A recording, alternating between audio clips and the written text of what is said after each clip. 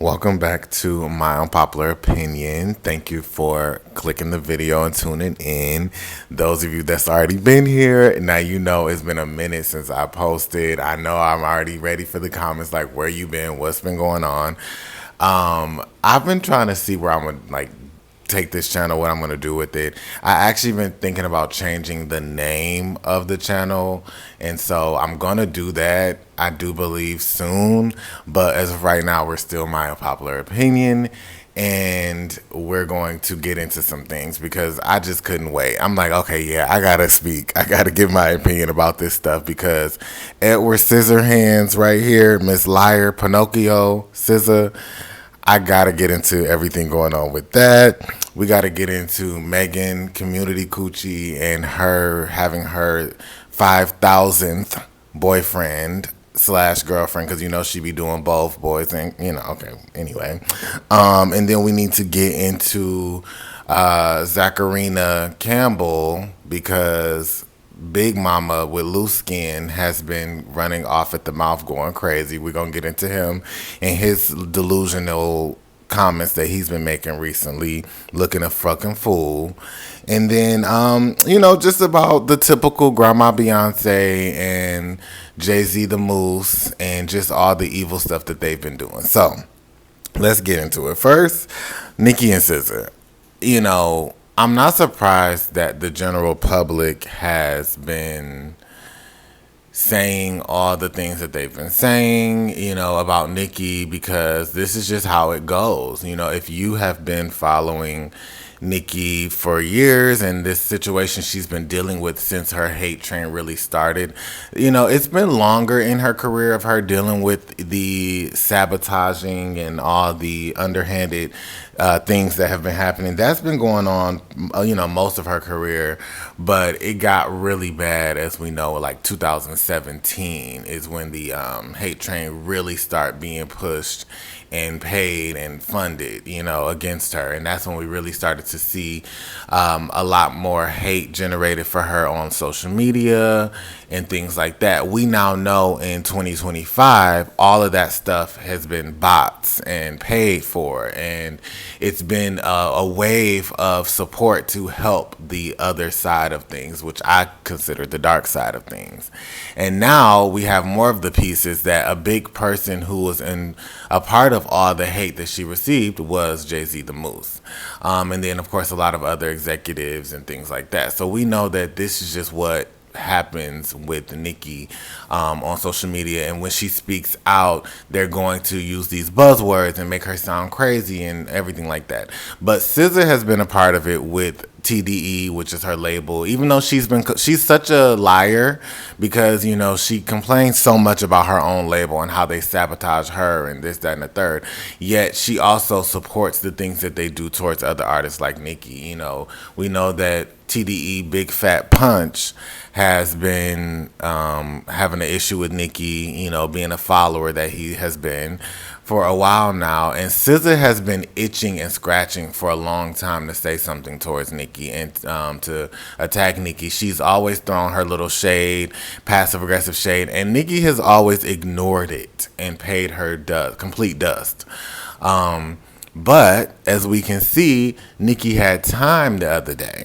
And I'm happy she had time, because you know how somebody you can just tell somebody been itching to have a moment with you or itching to have a problem with you, and you just finally address them. And it's so funny because SZA the Liar, Pinocchio, she tries to play the victim, and she does this passive-aggressive stuff of like, oh, I'm just peaceful and I'm not doing anything. But then you pull out these alleged text messages, which look fake to me, of Nikki asking her for a feature. Nikki doesn't really hit people up like that. And I doubt you would be the one she would hit up, honestly. Because Nikki has great discernment. She usually can see in advance who's like not going to be a good person. And I just don't think she would have wanted to collab with SZA. And if she did, it was probably business. But I highly doubt it, especially with the label that SZA has been a part of. But Nikki had me rolling talking about SZA's freckles. We know that SZA is a liar. You know, she was out there looking like a Muppet, um, with them freckles, her big yellow teeth poking out, and you know her little blowout that she had. Lying talking about the freckles developed on their own. So I think people are not seeing the true point of why Nikki brought that up. Nikki brought that up to show that SZA is a liar and that she's mentally ill and delusional. You know, that SZA will blow whichever way the wind blows. And so she's like, if a girl will lie about something so stupid like this, and SZA has been caught in many lies. She has lied about so many things, and she's a known liar.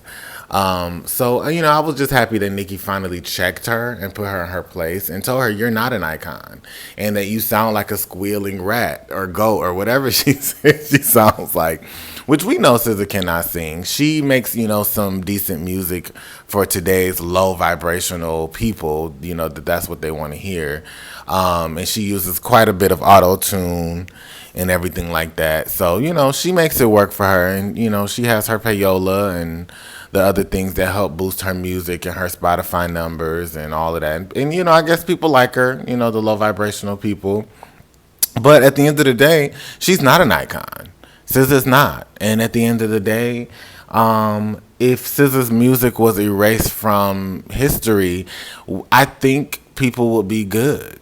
I think we will be good because we will still have so many other talented people that have made much better music than her. Before her, after her, you know, we have that. So she wouldn't be missed. And I know a lot of people want to try to like make anybody who goes against Nikki, they want to support them and make it seem like, oh, she's so talented, she's so this, she's so that. Yeah, she's all right, but let's be honest. Like, think about it. Would you really miss SZA if she didn't exist musically? No, we will be good. Like, so, you know, at the end of the day, Nikki had a very valid point. You know, you're not an icon, you're irrelevant, you're a puppet. Pretty much is what she was telling you. Like, go sit on the potty, you're a puppet like everybody else that's, you know, being puppeteered. So that's that. SZA's a liar. She looks a mess. She's insecure. She's a hoe.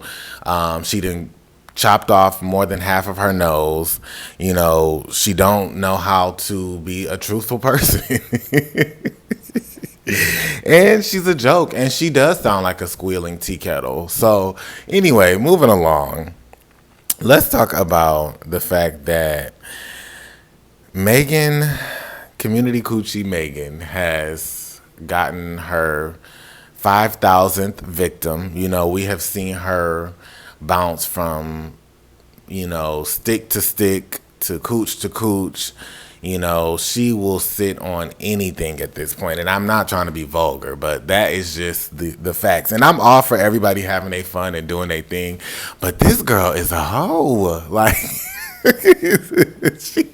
she is a hoe if I've ever heard the meaning of one. You know, she done went from Party to the Baby, you know, to Tory, and then got him put in jail with all her lies. Like, and then, you know, Moneybagg Yo and Trey Songz and G-Eazy and Jay-Z the Moose and, you know, allegedly Carisha and all these other people that she been sleeping and messing with. It's like this girl just can't keep her legs closed. Now she's with another guy.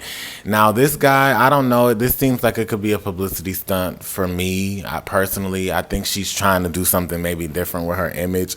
So she's trying to maybe not look like so much of a hoe. But girl, this is like your zillionth relationship. Why don't you try to actually do something in private and love yourself?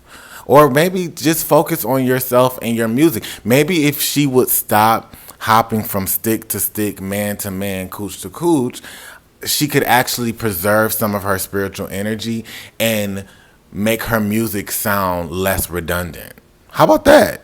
You know, some athletes and some people, sometimes they abstain from sex to kind of like focus and get themselves together. And maybe Megan's music all sounds the same because all she does is drink and have sex. Like, you know, that's just her life. And if that's what she want to do, that's what she want to do. But I feel like it's really hindering her from truly being able to tap into anything substantial musically. Because honestly, People are sick of her music. She's not an icon either. And if Megan Thee Stallion's music never existed, we would still be good because we would have people like Nicki Minaj. So, but I'm just like, this girl just can't keep the legs closed. If anything, she should just stop doing music and just become a full-time escort. I think she would make more money doing that. That's just me. So let's move on to Zacharina Campbell, the one who had to lose 5,000 pounds and has loose skin, who has pencil-thin eyebrows, and who sings like a squealing cat himself, who has jumped around in trash bags and ponytails with powder on his face, looking like a chubby, chunky elephant, jumping and hopping around. But he did finally lose weight, so, we can give him that. He lost weight, but he's still mediocre at best when it comes to how he looks and what he does and who he is. He's just like, to me, a drag queen with no wig on. That's just how he acts and talks to me. So he's just a clown, another clown. But he recently had some things to say about Nikki, which he has always had things to say about Nikki. I don't think any of us are surprised. He's been a hater of her for quite some time. And he's always like on the wrong side of history. He's just another one of the YouTubers, which I wouldn't be surprised if maybe he received a check. Allegedly, Evil Nation, they send out their checks and get their bots and everybody and their bloggers ready to attack and go in on Nikki. It's just part of the cycle. Like, I think like I said, if you've been following it for a long time, you know that this is what they kind of do. It's like a pattern that they have where the blogs on YouTube start going in on Nikki, just saying any and every damn thing that don't make no sense. Blogs on social media and everywhere else, they just start posting these random, things, and it's just a part of their tactic towards Nikki. But he just went in and he was calling her out her name, which it's just like a black man calling a black woman out of her name who has never said anything about him, probably doesn't even know who he is. Just going in on her about her situation with SZA. It's fine to have your opinion, loose skin, looking like a baked potato, but why are you attacking her like you have a personal problem with her? That's what gets me. It's like, that's why he probably received a little call or a little something to go in on her. And then he tried to say that SZA's catalog can, I guess, go withstand Nicki's or be better than Nicki's, and like I said, that's false. SZA has some catchy little songs that are like, oh, ha ha ha, play this little sad violin, whatever, but it's not impactful to the point of like a queen like Nicki Minaj. Nicki Minaj's music shifted everything. That's the difference in impact. SZA's music did not shift music. It did not create this wham effect like a Rihanna or even like a Grandma Beyonce.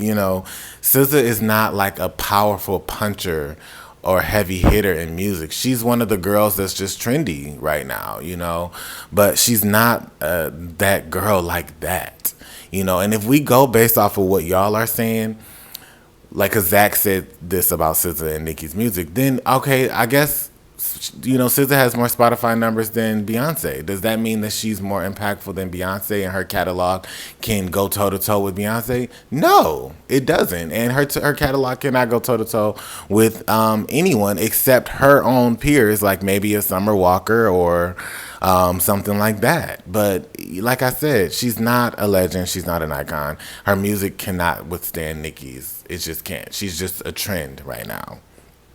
And, we don't even know if SZA is going to be able to create different music on her next album that sounds different than this. I have a strong feeling that people are going to kind of get sick of her music and sound too.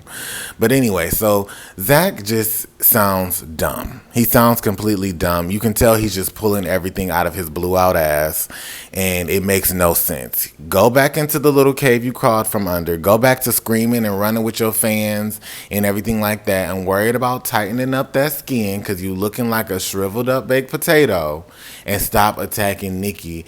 And if you don't like her, you don't have to talk about her. You don't. don't. Continue to flail around about Grandma B and flail around about Scissor Hands and whoever else you want to flail around about. Okay, but and then he had the nerve to say that he can sing better than Nikki, or his or his music sounds better than Nikki. You are completely delusional. No one knows a Zach Campbell's music, a baked potato song. We don't know it. We don't know it. We wouldn't think of it. We wouldn't be able to conjure it up. We would not know it, and no one would listen to it, and no one would play it besides yourself. I'm sure because I saw some of his Spotify numbers for the one song where he got on some tinfoil wrapped around. I feel like that's nobody but you playing that song on repeat 24/7 on your laptop just to get the numbers up, because nobody's listening to you. Nobody. Literally. You're irrelevant. Anyway, and he also, and this is another thing, then the imbecile had the nerves to say, why don't you come at Cardi like this? Why don't you, attack Cardi like this? You sound dumb if you think that Nikki has been scared of Cardi B, the botched monster. She was the first person to read the botched monster.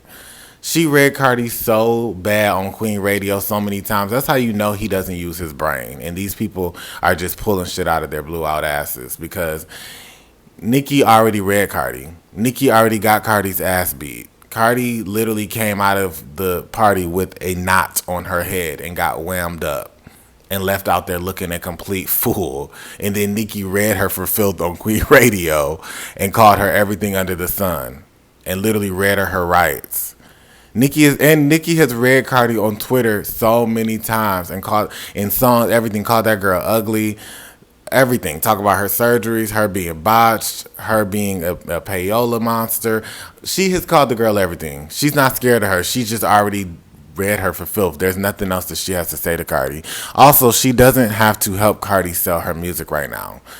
Nikki realized that her going back and forth with Cardi only benefits Cardi. It doesn't benefit Nikki, because Nikki's already at the pinnacle.